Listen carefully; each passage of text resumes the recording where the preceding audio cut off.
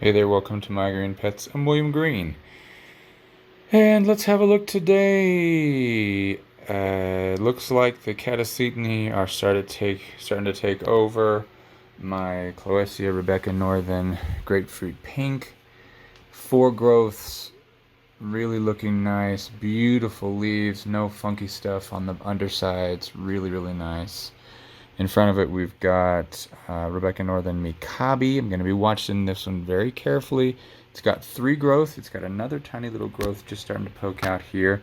The past 2 years, well, basically ever since I've had this plant, it hasn't done very well. The leaves have gotten black spots all over them, and it's shed its leaves early, and it tries to bloom, and then the flowers don't even come out. I end up with one flower.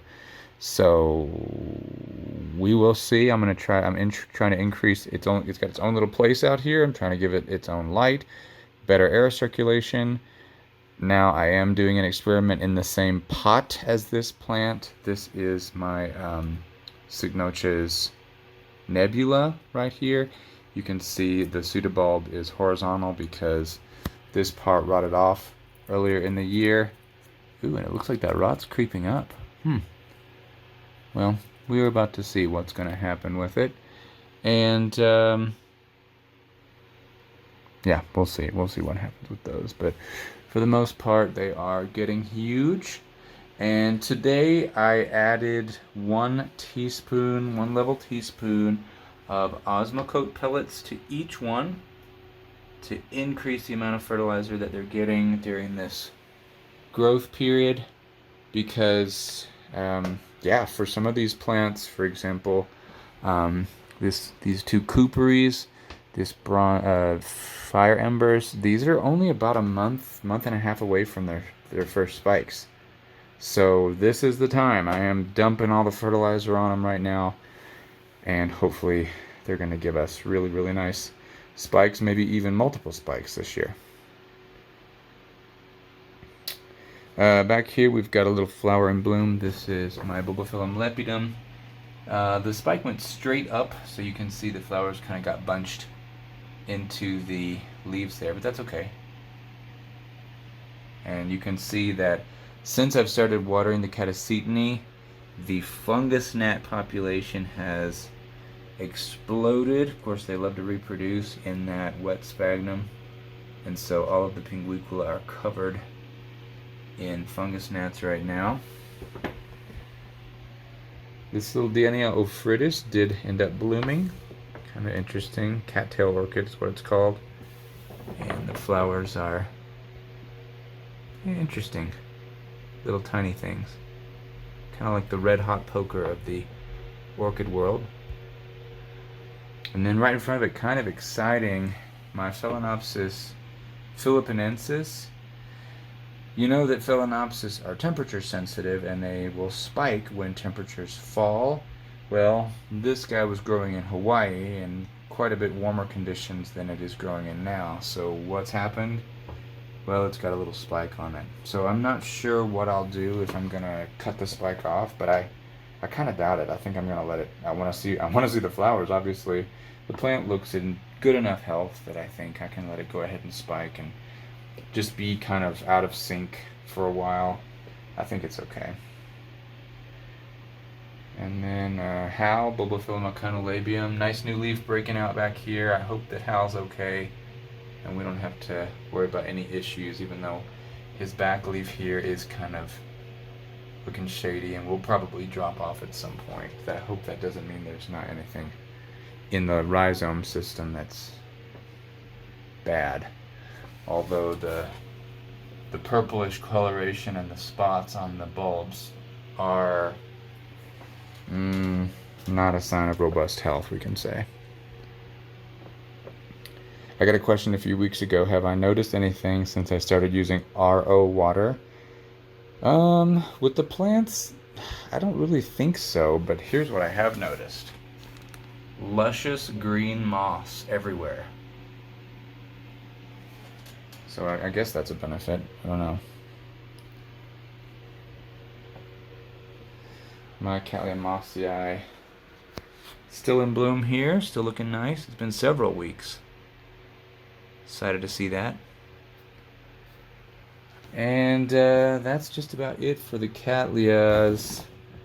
Lots of new leaves, lots of new growths have completed, but no signs of spikes or anything other than the ones that we've already looked at. Catasetinae cashens has got a couple sheaths, as well as my Cattleya maxima.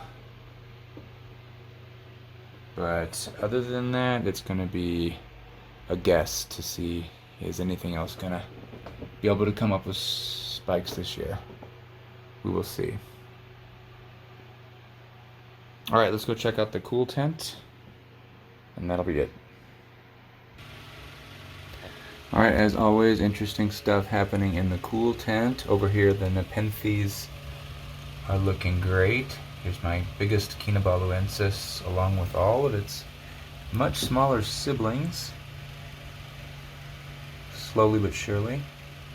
Raja by Edward Ziana is completing 2 new pictures at the same time, although they are smaller than the most recent picture, so I think that the plant just went through a period of adjustment, maybe a little setback, but I'm hoping that since the newest 2 leaves look good, that we're past that.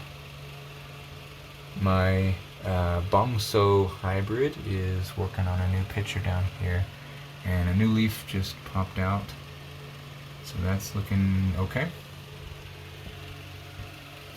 My Zygopetalum maculatum just got roots everywhere pouring out of the pot, and not really sure if I need to do anything or just keep doing what I'm doing, keeping it moist, fertilize it, and hope we'll get some flowers. I think they bloom in January, so we'll see. And then got my Brassica hybrids over here, just growing slowly but surely. Little Brassica verrucosa here.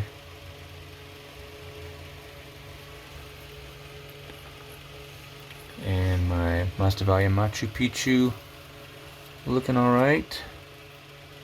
Still not seeing speckling on the backs of the new leaves, which is a good sign that humidity and temperatures are within the good range. And then this plant that I still don't know how to pronounce is working on new growth here, and I think it's got a new growth. Oh yes, it's got a new growth down here as well. And even though I don't think it has many healthy roots, I'm hopeful that the plant will recover and start growing. Really cool one. That was free from a table at the Boulder Orchid Society meeting, the last one. And that's about it. I did want to run something by you guys. Years ago, well, I guess I've been saying since I started this channel that I will never monetize this channel. I will never put ads on this channel. I hate ads, blah, blah, blah. Well, I just recently found out that if I don't put ads on my videos, then YouTube will put the ads on and collect 100% of the revenue. So, I mean, unless I'm mistaken, there's really no way around it. So I wanted to see what you guys thought if I went ahead and started monetizing this stuff. I mean, I do hate ads, and I use ad blockers on all of my stuff, and I encourage you to use it as well, because I just don't want to see ads. I think ads have completely ruined YouTube, all social media. They've just ruined it. It's not, it's like the majority of the you don't even see content anymore. You just see ads, or you see you see influencers promoting some random product. It's just out of control. But given the increasing inflation, the uncertainty of my own economic situation, since I'm technically only a part-time contract at my job, when there's enough work, I get full-time hours, but that looks to be changing in the future. So Anyway, I'm just about ready to just go ahead and bite the bullet and say, you know what, forget it. And just monetize everything. And I know it's a huge turnoff. I hate it. But again, there are options if you don't want to see ads. There are lots of good ad blockers out there. So I would definitely suggest looking into those. A lot of them are free. But anyway, so if you start seeing ads popping up on this channel, that is probably why. So, but I do want to hear your feedback on that before I start moving in that direction. So we'll see. Alright, that's all I've got for you today. I'm William Green, these are my green pets, and I will see you soon. Take care.